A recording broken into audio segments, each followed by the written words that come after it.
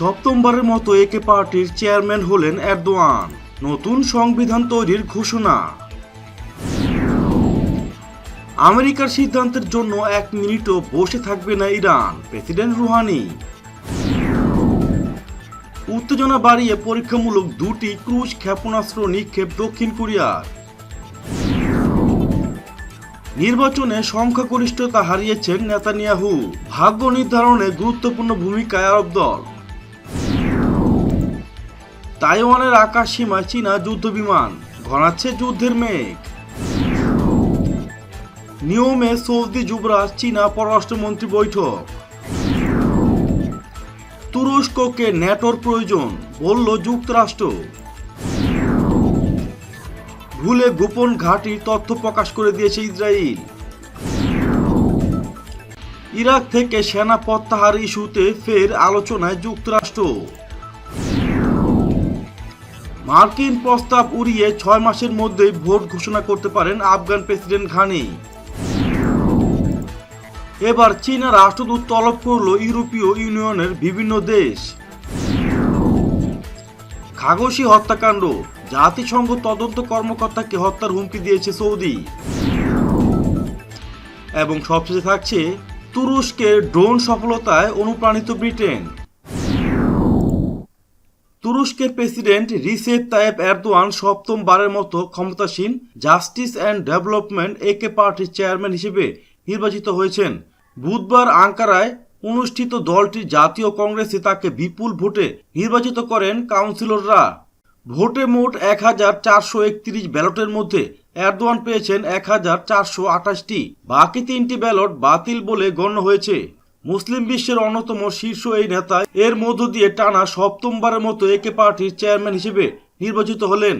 এদিকে এরদোয়ান একে পার্টির 7ম জাতীয় সম্মেলনে নতুন সংবিধান তৈরির ঘোষণা দিয়েছেন। এই সম্মেলনটি ছিল মূলত 2023 সালকে ঘিরে তার পার্টির কার্যনির্বাহী কমিটিকে ঢেলে সাজানো এবং পার্টির কর্মপরিকল্পনা নির্ধারণ করা। 2023 সালকে ঘিরে তুরস্কের প্রস্তুতি ব্যাপক। ওই বছর দেশটি উদযাপন করবে আধুনিক তুরস্কের 100তম প্রতিষ্ঠা বার্ষিকী। এরদোয়ানেরও এ বছরটি নিয়ে প্রস্তুতি কম নয়। তুরস্কের পরবর্তী নির্বাচনও 2023 সালে। সংবিধান অনুযায়ী এরদোয়ান তখন শেষবারের মতো প্রেসিডেন্ট পদে নির্বাচন করতে পারবেন। আমেরিকা নিষেধাজ্ঞা প্রত্যাহার করে নেবে এমন আশা 1 মিনিটের জন্য বসে থাকবে না ইসলামী প্রজাতন্ত্র ইরান। একথা বলেছে ইরানের প্রেসিডেন্ট ডাক্তার হাসান রুহানি। তিনি বুধবার ফার্সি নতুন বছরের মন্ত্রিসভায় প্রথম বৈঠকে একথা বলেন। রুহানি বলেন, ইরানের সর্বোচ্চ নেতা যেমনটি বলেছেন, পরমাণু সমঝোতা স্বাক্ষরকারী সব পক্ষ যদি সত্যি তাদের প্রতিশ্রুতি বাস্তবায়ন করে এবং আমাদের কাছে স্পষ্ট হয় যে নিষেধাজ্ঞা উঠে গেছে, তাহলে ইরানও প্রতিশ্রুতিতে ফিরে আসবে। দক্ষিণ কোরিয়া তাদের পশ্চিম উপকূলে 2টি ক্রুজ ক্ষেপণাস্ত্র পরীক্ষামূলকভাবে নিক্ষেপ করেছে। বুধবার দক্ষিণ কোরিয়ার সামরিক বাহিনী একথা জানিয়েছে। নাম প্রকাশে অনিচ্ছুক দেশটির সামরিক বাহিনীর এক কর্মকর্তা সিনহুয়াকে বলেন, রবিবার সকালে ক্ষেপণাস্ত্র 2টি দক্ষিণ কোরিয়ার পশ্চিম উপকূল থেকে নিক্ষেপ করা হয়। এগুলো ক্রুজ ক্ষেপণাস্ত্র হতে পারে বলে ধারণা করা হচ্ছে। ইসরায়েলের সদ্য সমাপ্ত সাধারণ নির্বাচনে আবারও এগিয়ে রয়েছে বর্তমান প্রধানমন্ত্রী বেনিয়ামিন নেতানিয়াহুর নেতৃত্বাধীন লিকুদ পার্টি। তবে তার দল কিংবা জোট কেউই সংখ্যাগরিষ্ঠতা অর্জন করতে পারেনি। বুধবার স্থানীয় বিভিন্ন গণমাধ্যমের বরাত দিয়ে খবর প্রকাশ করেছে মিডল ইস্ট মনিটর। ইসরায়েলি প্রধানমন্ত্রী বেনিয়ামিন নেতানিয়াহুর ক্ষমতায় থাকার জন্য পার্লামেন্টে যত আসন দরকার, মঙ্গলবারের নির্বাচনের আংশিক ফলাফলে দেখা যাচ্ছে তার পক্ষে সেটি পাওয়া কষ্টকর হতে পারে। এ পর্যন্ত প্রায় 90% ভোট গণনা করা হয়েছে। এতে দেখা যায় নেতানিয়াহুর দক্ষিণপন্থী জোট 59টি আসন জেতার পথে আছে। তবে ক্ষমতা থাকার জন্য তাদের দরকার আরও অন্তত 2টি আসন। এই নির্বাচনে 5টি আসন জেতার পথে আছে একটি আরব দল, যা সবাইকে তাক লাগিয়ে দিয়েছে। ইসরায়েলের ক্ষমতার ভারসাম্যে এই দলটি এখন সবচেয়ে গুরুত্বপূর্ণ হয়ে উঠতে পারে। এই নির্বাচনের চূড়ান্ত ফল কি দাঁড়ায় তার উপর নির্ভর করবে আরব ইসরায়েল সম্পর্কের ভবিষ্যৎ গতি প্রকৃতি। সম্প্রতি এক মার্কিন সেনা কর্মকর্তা সতর্ক বার্তা দিয়ে বলেছেন, তাইওয়ান দখল করতে হামলা চালাতে পারে চীন। সেই সম্ভাবনা আরও বাড়িয়ে ফের দ্বীপরাষ্ট্রটির আকাশ সীমায় অনুপ্রবেশ করল চীনের যুদ্ধবিমান। জানা গেছে সোমবার সকালে তাইওয়ানের আকাশসীমায় ঢুকে পড়ে চীনা যুদ্ধবিমান 2টি চেংদু জে-10 ফাইটার জেট। সঙ্গে সঙ্গে পাল্টা টহল শুরু করে তাইওয়ানের বিমান সেনারা। এ নিয়ে চলতি মাসে এখনো পর্যন্ত অন্তত 12 বার চীনা যুদ্ধবিমান তাইওয়ানের আকাশসীমায় অনুপ্রবেশ করল।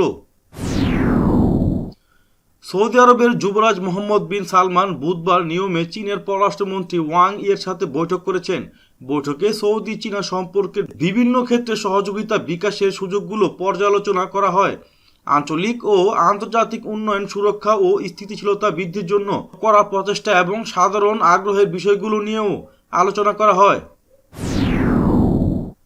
তুরস্ককে শক্তিশালী এবং মূল্যবান বন্ধু হিসেবে আখ্যায়িত করে যুক্তরাষ্ট্রের পররাষ্ট্রমন্ত্রী অ্যান্টনি ব্লিংকন বলেছেন, ন্যাটোর প্রয়োজনে তুরস্ককে এ ব্লকে রাখা প্রয়োজন।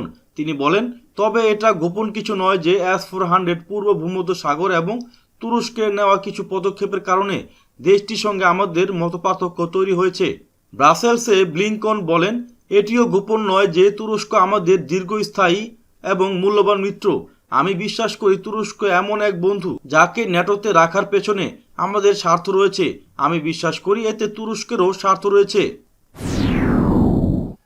নিরাপত্তা সংক্রান্ত কাজ করার সময় একটি সাংঘাতিক ভুলের কারণে ইসরায়েলি বাহিনীর হোম ফ্রন্ট কমান্ড দেশটির নিরাপত্তা বাহিনীর গোপন ঘাঁটির অবস্থান সংক্রান্ত তথ্য প্রকাশ করেছে বলে মঙ্গলবার হ্যারেটস পত্রিকায় একটি প্রতিবেদন প্রকাশ পায়।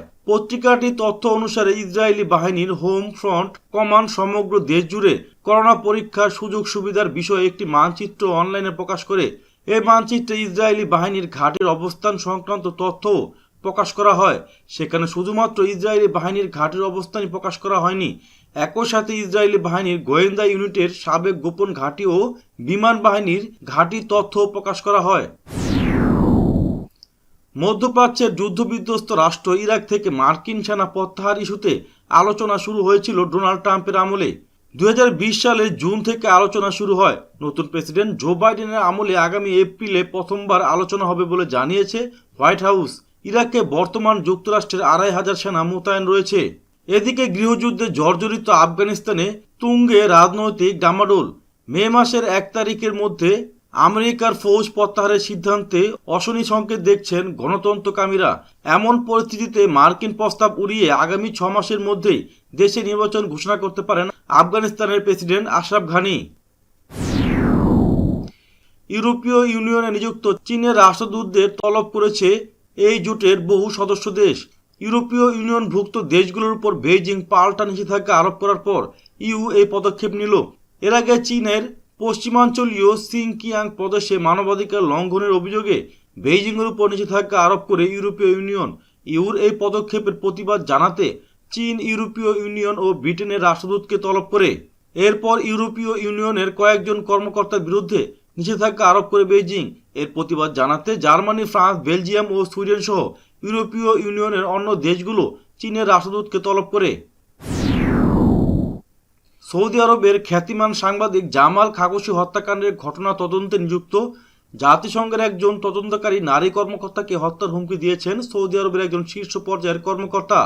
তুরস্কের ইস্তাম্বুল শহরে 2018 সালের অক্টোবর মাসে জামাল খাশোগিকে হত্যার ঘটনায় তদন্তে নিযুক্ত বিশেষ তদন্ত কর্মকর্তা অ্যাগনেস ক্লামার্দকে সৌদি কর্মকর্তা হত্যার হুমকি দেন। খাশোগি হত্যাকাণ্ডের বিষয়ে তদন্ত প্রতিবেদন প্রকাশ করার পর তাকে এই হুমকি দেওয়া হয়। যুক্তরাজ্য তার নতুন প্রতিরক্ষা নীতির কৌশল সংক্রান্ত নথিতে প্রতিরক্ষা শিল্পে বিভিন্ন রোবটিক যানের সমুদ্র, স্থল ও আকাশে উন্নয়নের গুরুত্বের উপর জোর দিচ্ছে। এগুলোকে বিভিন্ন রণক্ষেত্রে ব্যবহার করা হবে। তুরস্ক যেমন তাদের ড্রোনগুলোকে উন্নয়ন করার মাধ্যমে নাগর্নো কারাবাখ ও লিবিয়ায় আকাশ প্রতিরক্ষা ব্যবস্থাকে ধ্বংস করে ফেলেছে। এ নথি সোমবার প্রকাশ করা হয়, যার শিরোনাম হলো প্রতিযোগিতার যুগে প্রতিরক্ষা। এই প্রতিবেদনে 2030 সালকে কেন্দ্র করে ব্রিটিশ আর্মির রণসজ্জায় বিষয়টি প্রকাশ করা হয়। এই পরিকল্পনার মধ্যে রয়েছে সেনাবাহিনীর সদস্য সংখ্যা কমানো এবং এর পরিবর্তে ড্রোন ও আধুনিক যুদ্ধ প্রযুক্তির উপর অধিক গুরুত্ব দেওয়া।